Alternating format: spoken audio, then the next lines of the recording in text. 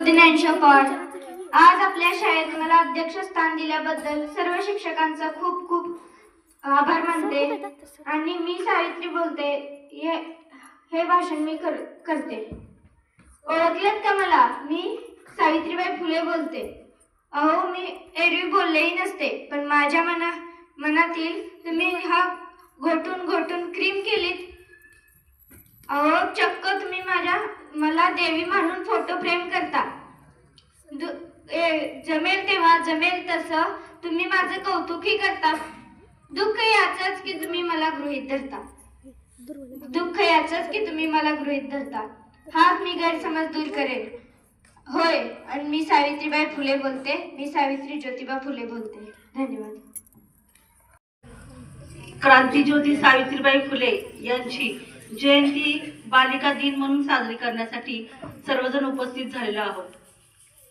सर्वांनी भाषणामध्ये सांगितलं, सावित्रीबाई फुले यांचा जन्म 3 जानेवारी 1831 रोजी महाराष्ट्रातील सातारा जिल्ह्यातील नायगाव येथे झाला.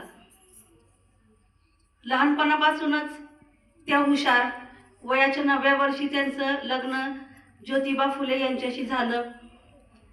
ज्योतिबा फुले हे थोर समाजसुधारक. त्यांनी समाजातील ज्या अनिष्ट रूढी असतील त्यांच्यामध्ये सुधारणा करण्यासाठी खूप प्रयत्न केले आणि आपल्या पत्नी सावित्रीबाई फुले यांना स्वतः शिकवलं आणि या दोन्ही दाम्पत्यांनी मिळून आपल्या मुलींसाठी, महिलांसाठी खूप प्रयत्न केले. शिक्षणासाठी, त्या ज्या अनिष्ट रूढी आहेत त्या प्रथा बंद करण्यासाठी, बालविवाह बंद करण्यासाठी, विधवांचे पुनर्वसन करण्यासाठी या दोन्ही दाम्पत्यांनी आपले आयुष्य वेचले आणि आपल्या आयुष्यामध्ये खूप चांगलं कार्य करून गेले.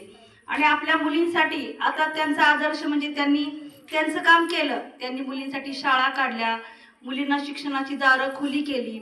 आता मुलींनी काय करायचं आहे तर आपल्या शिक्षणाचा उपयोग आपल्या दोन्ही कुटुंबासाठी, समाजासाठी करायचा आहे आणि आपलं गावाचं नाव, आपलं स्वतःचं आणि आपल्या दोन्ही कुटुंबाचा उद्धार करण्यासाठी आपल्या शिक्षणाचा काय करायचा आहे, उपयोग करायचा आहे. तर मधून शिक्षण सोडायचं नाही. कितीही संकट आली, कितीही अडचणी आल्या तरी त्या पार करत, सोडवत आपण आपलं शिक्षण पूर्ण करायचं आहे आणि आपल्या स्वतःच्या पायावर उभं राहायचं आहे. आणि या दिवशी आपण हाच संकल्प करूया की मुलींनी की आपण आपल्या शिक्षणाचा उपयोग करून खूप मोठं व्हायचं आहे. तर हीच आपल्या सावित्रीबाईंना आपली श्रद्धांजली होईल. धन्यवाद.